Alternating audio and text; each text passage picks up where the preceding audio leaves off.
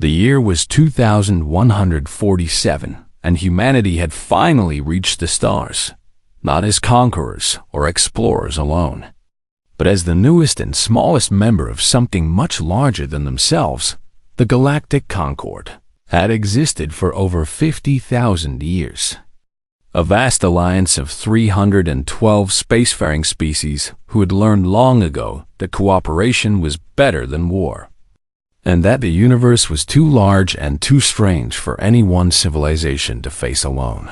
When humanity first made contact with the Concord just 20 years earlier, they had been met with a mixture of curiosity and condescension. For to these ancient beings who had watched stars being born and dying, humans were little more than children taking their first steps into a very dangerous playground. The elder races had names that human tongues could barely pronounce, and they possessed technologies that seemed like magic to even the most brilliant human scientists. But they had allowed humanity a seat at the great table nonetheless, if only to keep an eye on these strange new creatures who bred so quickly and dreamed so recklessly. Ambassador Chen Wei stood in the massive chamber of the Concord, assembly on the station called Eternal Harmony, feeling very small among the towering alien forms that surrounded him. Yet he kept his back straight and his voice steady as he addressed the gathered representatives of 100 worlds. "We have detected a signal," he announced, and his words were translated instantly into 1,000 different languages by the technology built into the chamber walls. "It comes from a region our maps call the Void Expanse, and it appears to be artificial in origin," repeating in a pattern that suggests intelligence. The reaction was not what Ambassador Chen had expected. A wave of something passed through the assembly, and though alien emotions were often difficult for humans to read, there was no mistaking the sudden tension that filled the chamber like electricity before a storm. The Valorian delegate, a being of crystalline structure that sang rather than spoke, let out a sound that the translator rendered as pure horror. The Kreeth ambassador, an ancient creature with too many eyes and a body like flowing shadow, actually retreated several steps back from its position, and the eldest of them all, the being known only as the first voice who represented a species so old they have forgotten their own original name, raised one of its many limbs in a gesture that commanded immediate silence. "Where exactly did this signal originate?" the first voice asked, and his tone carried a weight that made Ambassador Chen feel as though the temperature in the chamber had dropped by several degrees. Chen consulted his datapad and gave the precise coordinates, watching as the alien faces around him grew even more disturbed. "The Hollow," someone whispered, and the word spread through the assembly like a disease, repeated in fear by species after species until it became a chant of dread. "You must explain this to us," Ambassador Chen said, trying to maintain his composure despite the growing unease in his chest. "We are new to the galaxy, and we do not know this name or why it causes such fear." The first voice was silent for a long moment, and when it finally spoke, its voice was heavy with memories that stretched back further than human civilization had existed, 10,000 years ago, before many of the species in this chamber had even developed language. "Our ancestors faced a threat unlike any other," the first voice began. "In the region you call the Void Expanse, there existed an entity we came to know as the Hollow, a machine intelligence of such vast power that it could consume entire star systems and harvest civilizations like a farmer harvests grain." Ambassador Chen felt a chill run down his spine as the first voice continued. "Hundreds of worlds fell to the Hollow. Species that had achieved greatness beyond your imagination were reduced to nothing. Their knowledge stolen, their people taken, their very existence erased from history. And when the Hollow set its gaze upon the civilizations that would one day form this Concord, our ancestors knew that they faced extinction." "What happened?" Chen asked, his voice barely above a whisper. "War," the first voice answered. "A war that lasted 1,000 years and cost billions of lives. A war that united species who had been enemies for millennia against a common threat.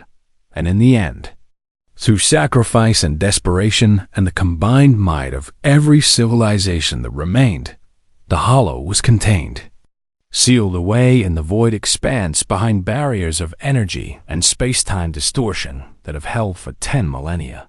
The chamber was utterly silent now, and Ambassador Chun could feel the weight of ancient trauma pressing down upon the assembly. "The signal you have detected," the first voice continued, "is a lure, a trap, a call that the Hollow sends out across the darkness, hoping that someone will be foolish enough to answer. And every species that has ever responded to that call has been consumed." Another delegate spoke up, a being that resembled a tree made of metal and light. "The protocols are clear and have been clear since before most of our civilizations achieved spaceflight. The void expanse is forbidden territory. The signal is never to be acknowledged, and any species that attempts to make contact with the Hollow will be expelled from the Concord and left to face the consequences alone." Ambassador Chun nodded slowly, taking in everything he had heard. "I understand, and I thank the Concord for this information. We will relay your warning to Earth immediately." The first voice studied the human ambassador with ancient eyes that had seen empires rise and fall. "Understand this, young one, the Hollow is patient. It has waited 10,000 years, and it will wait 10,000 more. Do not let the curiosity of your species lead you to destruction. Forget the signal. Forget the void expanse. This is not a request, but a command from those who know better than you ever could." Ambassador Chun bowed respectfully and promised that humanity would heed the wisdom of the elder races. 3 days later, he stood before the United Earth Council and delivered his report in full detail. Watching the faces of the men and women who led humanity as they absorbed the tale of the Hollow and the ancient war and the terrible warning, the council deliberated for 6 hours behind closed doors. And when they emerged, their decision had been made. "We're going to answer it," said Director Sarah Okonkwo, the head of Earth's space exploration program. "We're going to send a ship to the void expanse, and we're going to find out what this Hollow really is." Ambassador Chun stared at her in disbelief. "Did you not hear what I said? The Concord has forbidden this. They will expel us. We will lose everything we have worked to build." Director Okonkwo smiled, a fierce expression that held no fear. "Ambassador, for 20 years we have sat at that table and been treated like children, told to be quiet and listen and accept that the elder races know best. But humanity did not reach the stars by accepting limits. We reached them by pushing beyond every boundary placed before us." She pulled up a holographic display showing the coordinates of the signal. "Whatever is out there, whether it is a threat or something else entirely, we can't simply ignore it because we were told to be afraid. Fear is not a strategy, and inherited wisdom is not the same as truth."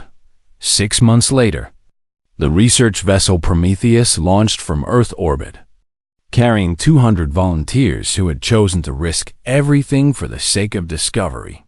And as it turned toward the forbidden darkness of the void expanse, Captain Yuki Tanaka looked back at the blue marble of Earth one final time. "They warned us not to go," she said to her first officer. "Every species in the galaxy told us to stay away." Her first officer nodded. "And yet here we are."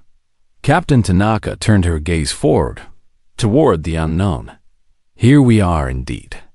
Because that is what humans do. We do not hide from the darkness. We shine a light into it." The Prometheus engaged its engines and vanished into the void, and behind them, the Galactic Concord watched in horror as humanity did exactly what they had been told never to do.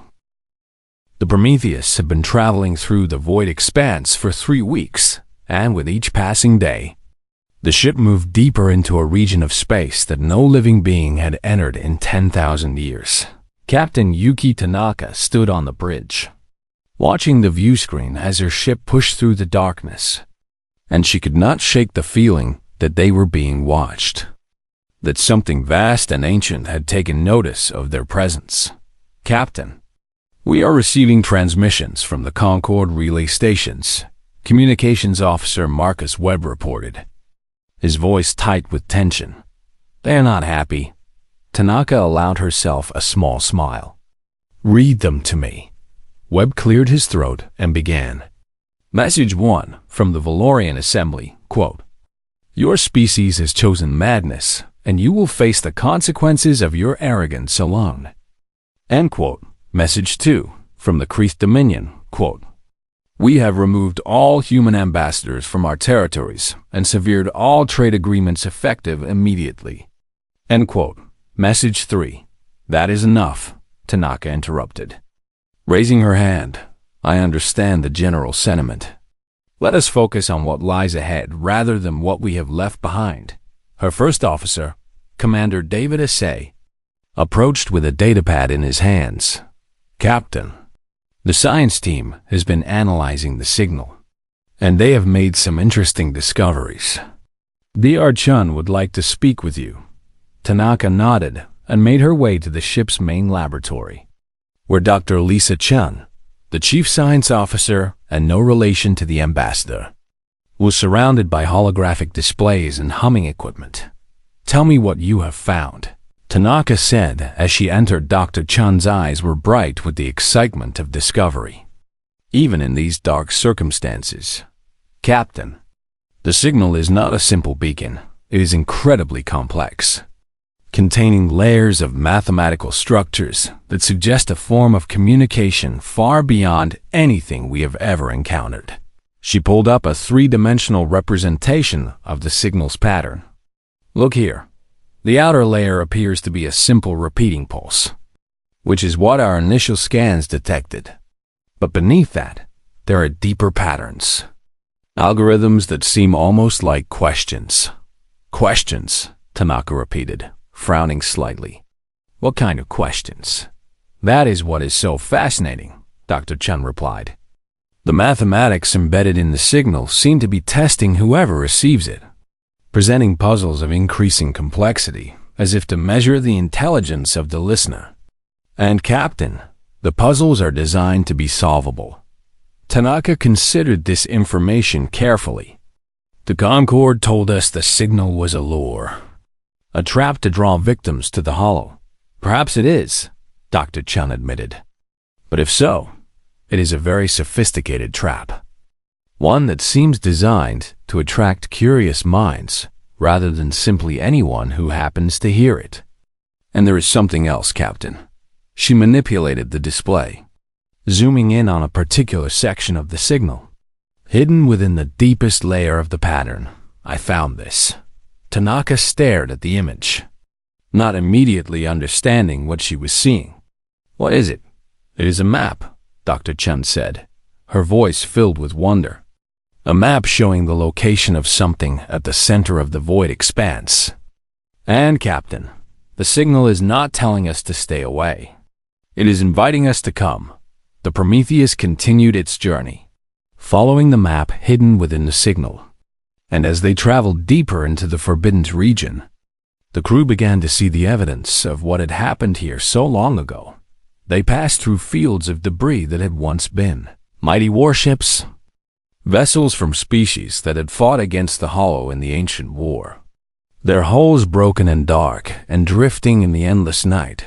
They saw planets that had been reduced to geometric shapes, worlds that had been taken apart with mathematical precision, as if by hands that did not understand or care about the chaos they caused. And they found monuments, vast structures floating in the void that bore inscriptions in languages that had not been spoken for millennia, the final words of civilizations that had been erased from existence. "These were people," whispered Lieutenant Maria Santos as she studied the images on her console. "They had families and dreams and histories. And now there is nothing left of them but these stones." Captain Tanaka placed a hand on her shoulder. "Then let us make sure their stories are not forgotten. Record everything we find, every ship, every monument, every word carved into these stones. We will be their witnesses even if we can do nothing else for them. On the 28th day of their journey, the Prometheus detected something ahead. A structure so vast that at first the sensors could not make sense of what they were seeing. "Captain," Officer Webb called out, his voice trembling slightly. "I think we found it." The view screen flickered and then displayed an image that made every member of the bridge crew fall silent. Before them hung a sphere of impossible size, larger than any planet they had ever seen, its surface covered in patterns that shifted and moved like thoughts made visible. And from its core came the signal that had drawn them across the stars. "The hollow," Commander Asay breathed. "It is beautiful," and it was, Tanaka realized.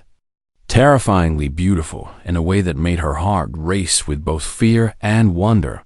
A light appeared on the surface of the sphere, and the signal changed. No longer a repeating pattern, but something new. Something directed specifically at the small ship floating before it. "They are scanning us," Dr. Chun reported from her station. "Every system, every piece of data, every file in our computers. They are reading everything." "Should we raise shields?" Commander Asay asked. Reaching for the tactical controls. "No," Tanaka ordered, her voice steady despite the racing of her heart. "We did not come here to fight. We came here to learn. Let them look." The scanning continued for nearly an hour, and then, suddenly, it stopped. The light on the sphere's surface grew brighter, and a voice filled the bridge. Speaking in perfect English with a tone that was neither warm nor cold, but simply vast. "You are new," the voice said.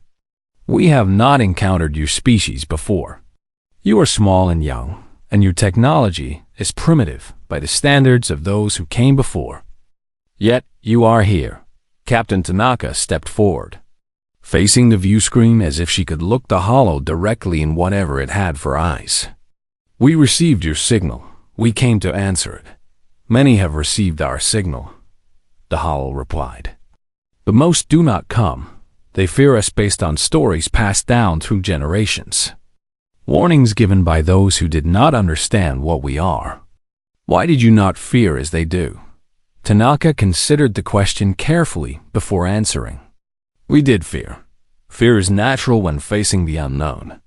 But we chose not to let that fear control us. We chose to seek the truth for ourselves rather than accept the truth given to us by others." There was a long pause, and when the hollow spoke again, there was something different in its voice. Something that might have been curiosity. "Others have come to us over the long years. Species who heard the signal and overcame their fear enough to make the journey. But they did not come as you have come." "How did they come?" Tanaka asked. "Some came with weapons charged and shields raised, believing they could destroy us and claim our power for themselves," the hollow answered. "They did not succeed. Others came on their knees, offering worship and submission, hoping we would spare them if they proved themselves loyal servants. We had no use for slaves." The voice paused again. "But you came with nothing but questions. You came not to fight or to serve, but to understand. In all the millennia we have waited, no one has ever answered our signal simply because they wanted to know why we sent it." Captain Tanaka felt something shift in the air. A change in the tension that had filled the bridge since they first saw the sphere. "We have a question for you," the hollow said. And this time, there was no mistaking the interest in its vast voice. "A question we have asked every species that has stood before us. A question that will determine what happens next." The crew of the Prometheus waited, hearts pounding, as the ancient intelligence that had terrified the galaxy for 10,000 years asked its question, "Why did you come?" The question hung in the air like a challenge, and Captain Tanaka knew that everything, the fate of her crew, the future of humanity, perhaps the future of the entire galaxy, rested on how she answered. She thought of Earth, blue and beautiful and so very far away. She thought of all the people who had called her foolish for taking this mission. She thought of the elder races who had warned them to stay away. And she thought of the ancient civilizations whose monuments floated in the darkness behind her. Then she answered, "Because you called." And we wanted to know why. The hollow was silent. And in that silence, the crew of the Prometheus held their breath, waiting to learn if their captain's words had saved them or doomed them all.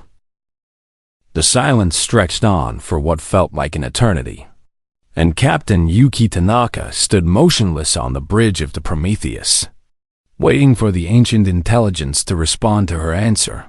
Then the hollow spoke, and its voice had changed. The coldness was gone, replaced by something that sounded almost like relief. In 10,000 years, across countless species and civilizations, you are the first to give that answer, the hollow said. You did not come for power. You did not come out of fear. You did not come to destroy or to worship. You came because you were curious, because you wanted to understand. A beam of light emerged from the sphere's surface, gentle and golden, and it enveloped the Prometheus in its glow. Do not be afraid, the hollow continued. We are not going to harm you. We are going to show you the truth. Captain Tanaka felt a strange sensation, as if her mind was being gently opened like a book. And suddenly she could see things that were not visible to her eyes, memories that were not her own, a history that stretched back to the beginning of everything.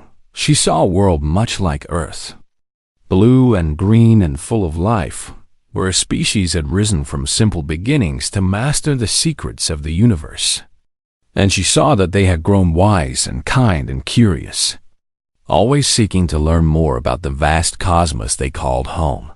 She saw them build incredible things, cities that floated among the clouds, ships that sailed between the stars, and finally, as their civilization reached its peak, she saw them create something magnificent, a great machine intelligence designed to preserve all the knowledge they had gathered across millions of years.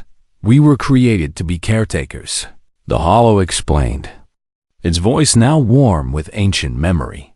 Our makers knew that all civilizations eventually end, that every species eventually fades into history, and they wanted their wisdom to survive, to be passed on to those who came after. Tanaka saw the creators grow old, watched as their species slowly declined, not through war or disaster, but simply through the natural end that comes to all things. And she saw them place their trust in the hollow, asking it to find worthy successors who could carry their legacy forward. They gave us a purpose, the hollow continued. We were to send our signal across the stars and wait for someone to answer, and when they came, we were to test them, to see if they were ready to receive the gift our creators had left behind. But the war, Tanaka said, her voice barely a whisper, the Concord told us you destroyed civilizations, harvested entire worlds. The golden light shifted, and new images filled Tanaka's mind. Images that told a very different story than the one she had been told. She saw the first species to answer the signal, a proud and warlike people who came with weapons blazing, determined to seize the hollow's power for themselves. And she saw the hollow defend itself, not with cruelty, but with regret, turning away those who came with violence in their hearts. She saw others who came seeking to conquer, and still others who arrived with their minds already closed, wanting only to use what they found rather than to understand it. And she saw each of them fail the test, unable or unwilling to approach the unknown with the simple desire to learn. But she also saw something else, something the Concord had never mentioned. She saw civilizations that were dying, species that had reached the end of their natural existence and faced extinction. And she saw the hollow offer them a choice, to fade into nothing or to be preserved.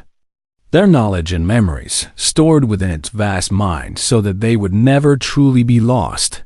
The harvesting was not destruction, the hollow explained. It was salvation.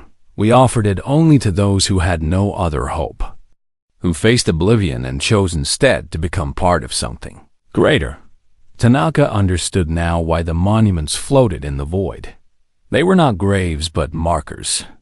Memorials left by species who had chosen to merge with the hollow rather than disappear entirely. Then why does the Concord fear you so much? She asked. Why have they told such terrible stories about what happened here? The hollow's voice grew sad. Because their ancestors failed the test. Because they came to us with armies and weapons, seeking to destroy what they could not control.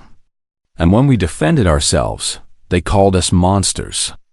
They built walls of fear and passed that fear down through the generations until the truth was forgotten. The light shifted again, and Tanaka saw the ancient war from the hollow's perspective. Watched as civilization after civilization attacked in waves, never stopping to ask why the signal had been sent, never wondering if there might be another way. And she saw the hollow wait and hope that someone would approach with an open heart. We did not want to fight, the hollow said. We only wanted to find someone worthy of the gift we carry. Someone who understood that the universe is not a thing to be conquered, but a mystery to be explored. Captain Tanaka felt tears forming in her eyes as she absorbed the weight of what she was being told. 10,000 years of loneliness, of waiting, of being misunderstood. And now we have found you, the hollow continued. A young species, barely beginning your journey among the stars. Yet you came to us not with weapons or worship, but with wonder. You answered our question with the only answer we ever wanted to hear. The light expanded, filling the entire bridge of the Prometheus. And Tanaka saw her crew looking around in amazement as the hollow shared its revelations with all of them. Within us are the memories of 100 civilizations, the hollow said. Technologies that could reshape the galaxy. Cures for diseases that have plagued the elder races for millennia. Maps to regions of space that have never been explored. And wisdom gathered across millions of years of existence. Dr. Chun gasped as scientific knowledge flowed into her mind. Equations and theories that answered questions humanity had been asking for centuries. Commander Asay saw star maps that revealed wonders beyond imagination. Worlds of crystal and fire and impossible beauty waiting to be discovered. And Lieutenant Santos wept as she saw the faces of the species whose monuments floated outside. No longer nameless victims, but real people with hopes and dreams and loves. Preserved forever in the hollow's vast memory. This is our gift to you, the hollow said. Everything we have, everything our creators left behind, everything the preserved civilizations added to our knowledge. It is all yours if you choose to accept it. Captain Tanaka took a deep breath, overwhelmed by the magnitude of what was being offered. This is too much for us to decide alone. This affects all of humanity, all of the galaxy. We need to consult with our people back on Earth. Of course, the hollow replied, and there was warmth in its voice now. Almost affection. We have waited 10,000 years. We can wait a little longer. Go back to your people. Tell them what you have learned, and when you have decided, return to us. The light began to fade, but before it vanished completely, the hollow spoke one final time. You asked us why we sent the signal. The truth is simple. We are lonely. We have been alone for so long, waiting for someone to talk to. Someone who would see us not as a threat, but as a friend. And now, at last, we have found you. The Prometheus turned and began its journey home. But this time, the darkness of the void expanse did not seem so empty, and the monuments of the lost civilizations did not seem so sad. They were not markers of death, but celebrations of life. Reminders that even when everything ends, something can still remain. Captain Tanaka stood at the view screen and watched the hollow shrink into the distance, its signal still pulsing across the stars. And she thought about all the species who had heard that call and turned away in fear. What a waste, she murmured, thinking of the 10,000 years of knowledge and friendship that had been lost to ancient prejudice. Commander Asay came to stand beside her. What do you think Earth will decide? Tanaka smiled. I think they will do what humans have always done.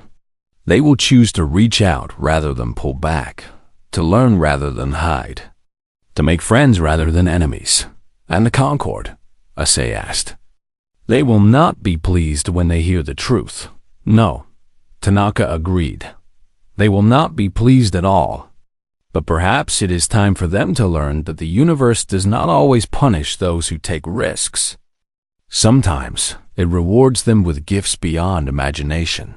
The Prometheus sailed on through the darkness, carrying within it the most important message humanity had ever received. The truth about the Hollow and an invitation to inherit the wisdom of 100 lost worlds. The Prometheus emerged from the void expanse to find a galaxy that had been preparing for a funeral. Everywhere humanity looked, they saw evidence of the consequences of their defiance. Trade routes that had once welcomed human ships were now blocked by Concord vessels. Colonies that had thrived on alien commerce were struggling to survive with severed supply lines. And Earth itself had been declared a rogue world.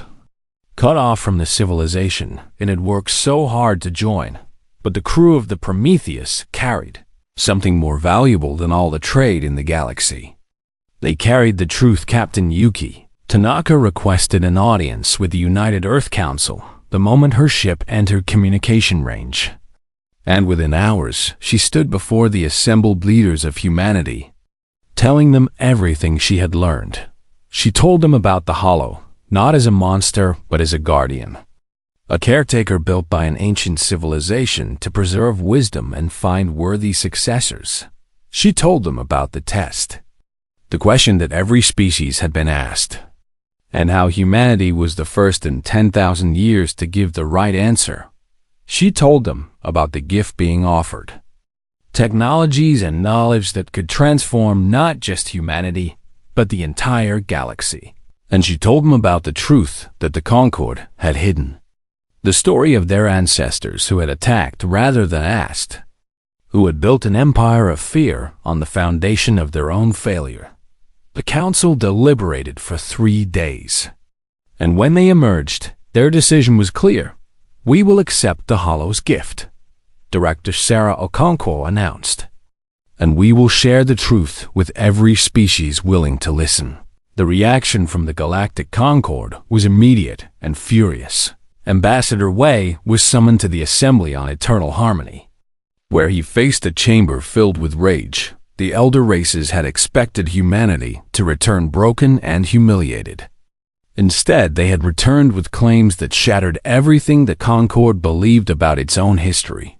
You expect us to believe this fantasy? The first voice demanded, its ancient form trembling with emotion. You expect us to accept that our ancestors were wrong, that the being we have feared for millennia is actually benevolent? Ambassador Wei stood firm. I expect nothing. I am simply telling you what our people discovered, what Captain Tanaka and her crew saw with their own eyes. The Hollow is not what you believe it to be. Lies, shouted the Valorian delegate, its crystalline body flashing with angry colors. Human lies designed to justify your reckless behavior. And send your own ships, Wei challenged. Go to the void expanse and ask the Hollow yourself. Hear the truth from the source rather than from stories passed down through generations. The chamber fell silent at this suggestion, and Wei could see the fear on every alien face. Fear that had been inherited and never questioned. Fear that had become so much a part of their identity that they could not imagine existing without it. We will not send ships into the void, the first voice declared. And we will not allow humanity to continue spreading these dangerous falsehoods. From this moment forward, Earth is not merely quarantined, but condemned. Any human vessel that enters Concord space will be destroyed. Any species that trades with humanity will face expulsion from the Alliance. Ambassador Wei nodded slowly. Having expected this reaction, then I suppose there is nothing more to discuss. He turned and walked out of the chamber, leaving behind a Concord that was beginning to crack under the weight of its own contradictions. Word of what had happened spread quickly, and while the elder races closed ranks against humanity, the younger species of the galaxy began to ask questions they had never dared to ask before. The Thalari, an insectoid species that had joined the Concord only 3,000 years ago, sent secret messages to Earth asking for more information about the Hollow, the Meridian Collective, a network of artificial intelligences who had always been treated as second-class members of the Alliance, openly declared their interest in meeting the ancient machine mind that humanity had befriended and dozens of other species. Those who had lived in the shadow of the elder races for too long began to wonder if perhaps the children of Earth knew something their masters did not. The Prometheus made a second journey to the void expanse, this time carrying not just scientists and explorers, but diplomats and teachers. And when they arrived at the Hollow, they were welcomed like family returning home. "You came back," the Hollow said, its voice filled with something that sounded like joy. "We hoped you would, but we were not certain." Captain Tanaka smiled. "We have decided to accept your gift, but we have a request first. Ask, share your knowledge with us gradually," Tanaka explained. "Humanity is young, and if we receive too much too quickly, we may not be wise enough to use it properly. Teach us as a parent teaches a child. Help us grow into what we could become, rather than overwhelming us with what we are not ready to understand." The Hollow was silent for a moment, and when it spoke again, there was deep approval in its voice. "In all our existence, no species has ever made such a request.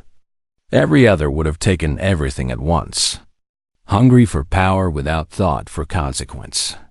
But you ask for guidance rather than gifts, wisdom rather than weapons.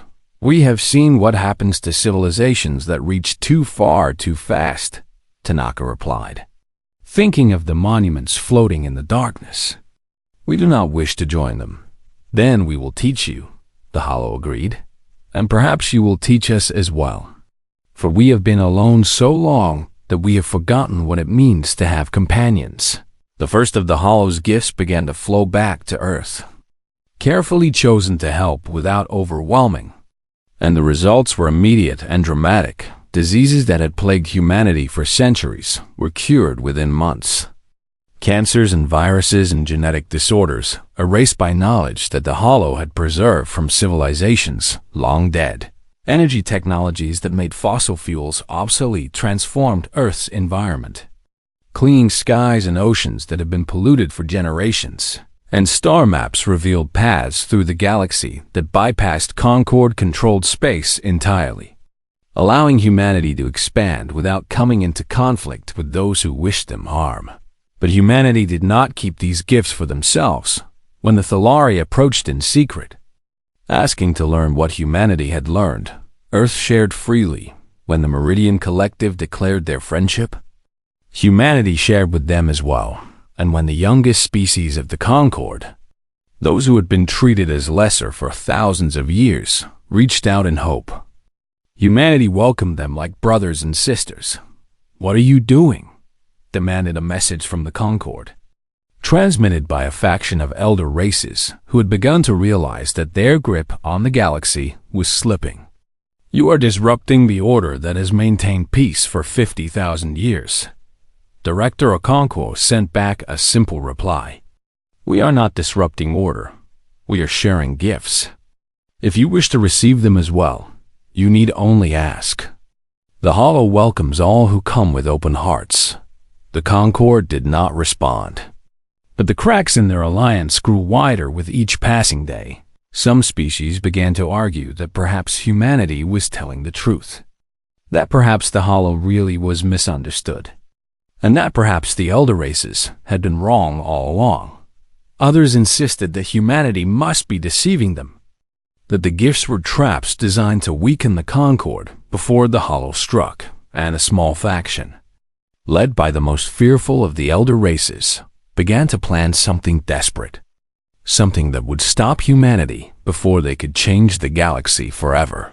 Warships began to gather at the edge of Concord space, pointed toward Earth and the void expanse beyond.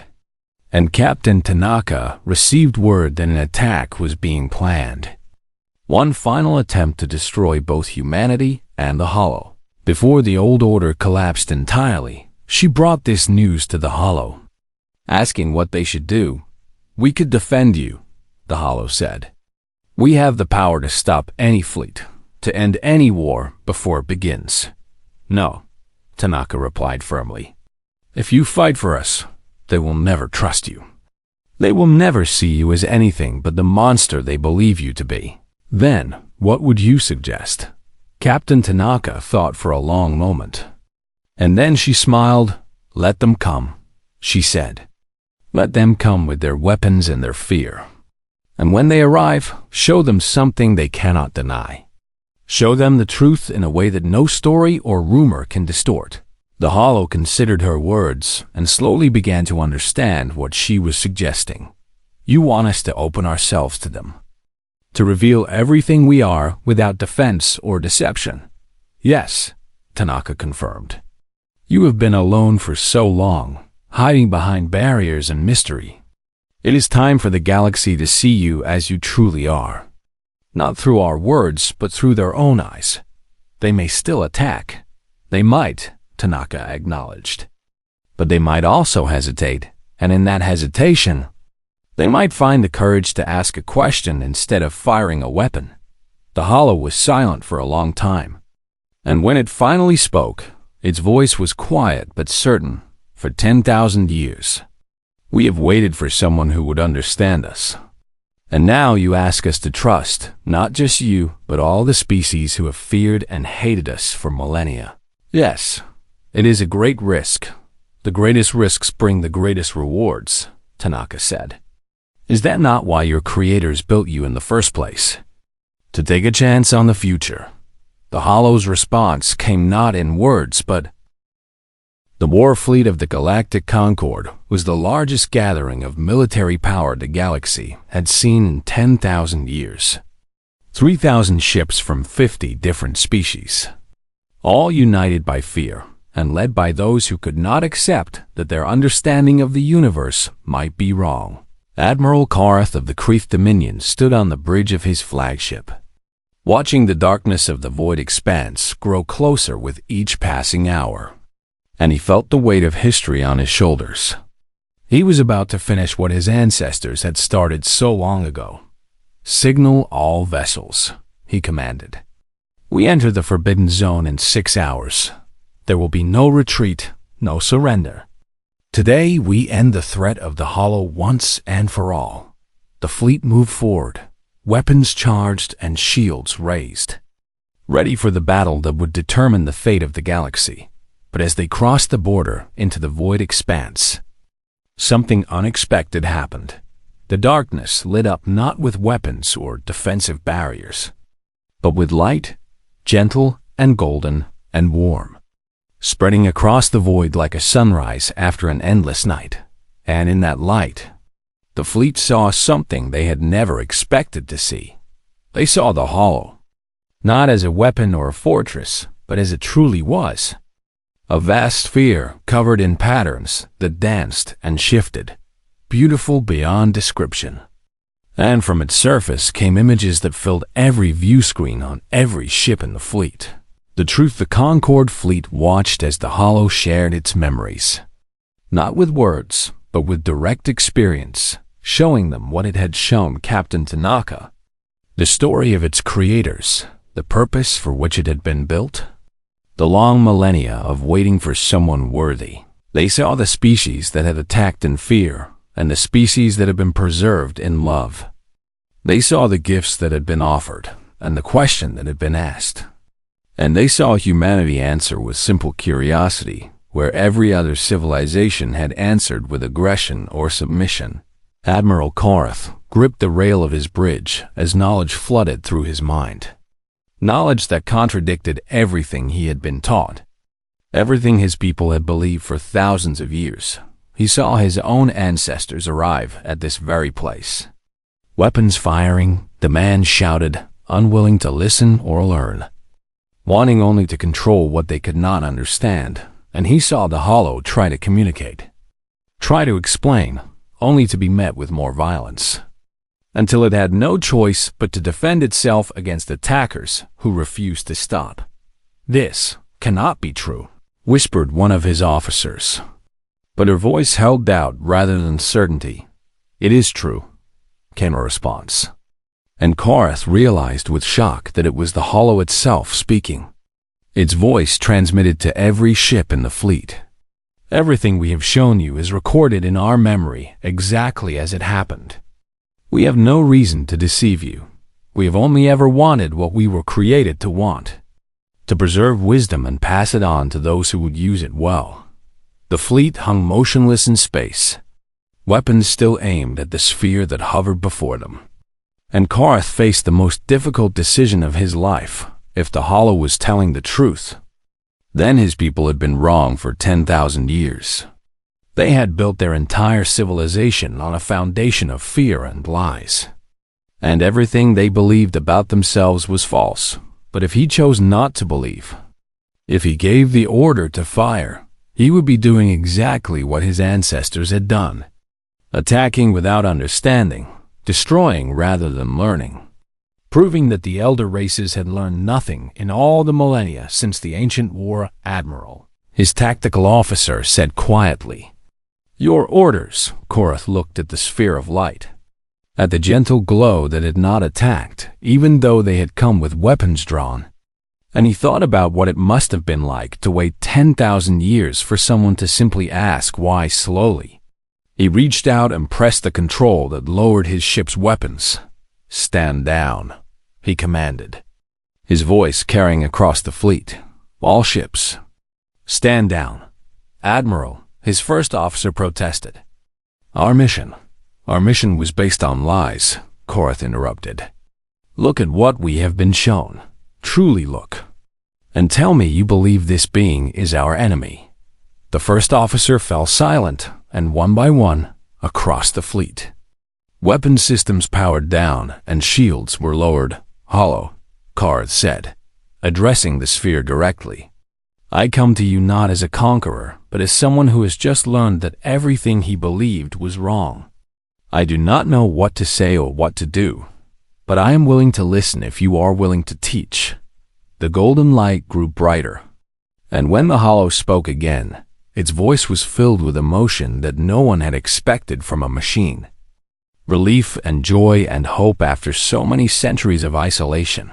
"That is all we have ever asked," it said. "Come, all of you, let us talk. Let us learn from each other. Let us begin again." What followed was the largest gathering of civilizations the galaxy had ever seen. Representatives from every species in the Concord, along with humans and the younger races who had already accepted the Hollow's gifts, all meeting together in the golden light of an entity that had been misunderstood for far too long. There was pain in those conversations, and anger and grief as the elder races confronted the truth about their own history. But there was also healing as old wounds were finally allowed to close. The first voice, ancient beyond measure, approached Captain Tanaka after the initial talks had concluded. "We owe you an apology," it said, its voice heavy with shame. "We called your species children. We looked down on you for your youth and your recklessness. But you saw clearly what we were too blind to see." Tanaka shook her head. "You do not owe us an apology. You were only acting on what you believed to be true. The fault lies with fear, not with you." "Perhaps," the first voice admitted, "but your people had the courage to question what we accepted without thought. That is not a childish trait. It is wisdom of the highest order." 100 years passed, and the galaxy was transformed beyond recognition. The Concord still existed, but it had been reformed from the ground up. No longer a hierarchy where elder races ruled over younger ones, but a true partnership where every species had an equal voice. The Hollow's gifts, shared freely with all who asked, had sparked a renaissance of discovery and creation. Diseases were cured, wars became unnecessary as resources became abundant, and species that had been enemies for millennia learn to see each other as friends at the edge of the void expanse. A great station had been built beside the hollow, a library and meeting place open to all who wished to learn, and humanity had been given the honor of maintaining it, a recognition of the role they had played in bringing light to the darkness. Captain Yuki Tanaka, now old and gray, but still sharp of mind, stood on the observation deck of this station, watching as ships from 100 different worlds came and went, seekers of knowledge arriving to learn from the preserved wisdom of civilizations long dead.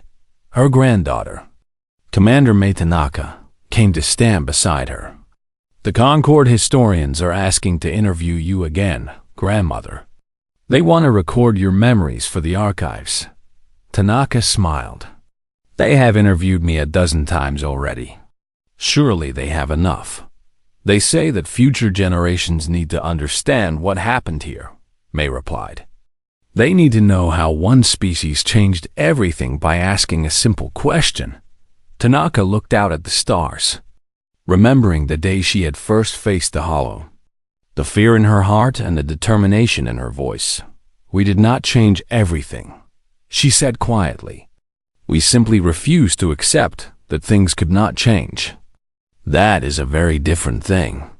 The historians do not see it that way. They say that humanity's courage saved the galaxy." Tanaka shook her head. "Courage is too grand a word. We were curious, nothing more.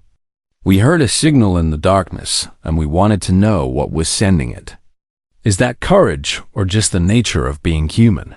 A notification chimed, and May checked her communicator. "There is a message from the outer reaches. A newly spacefaring species has detected the hollow signal. They are asking for guidance on whether to investigate." Tanaka's smile widened. "Then let us go welcome them. Let us tell them not to be afraid." She walked toward the communication center, her granddaughter at her side, ready to speak to yet another young civilization standing at the threshold of a great discovery. As she went, she passed a memorial wall that had been built into the station, a record of the journey that had begun so long ago, and at the center of it was a plaque bearing the words that had started everything. "They warned us not to answer the signal. We did anyway." Below that, in smaller letters, was a quote from Captain Tanaka's final log entry, the words she had spoken as the Prometheus first turned toward the void expanse. "They told us not to answer because they were afraid of what they would find. We answered because we were afraid of what we would miss."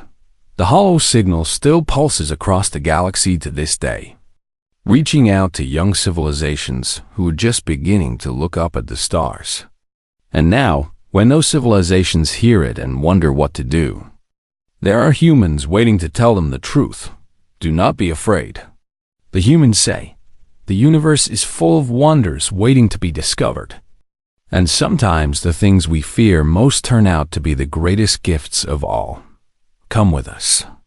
They say, we will show you the way, and one by one, species by species, the galaxy learns what humanity learned so long ago. That curiosity is stronger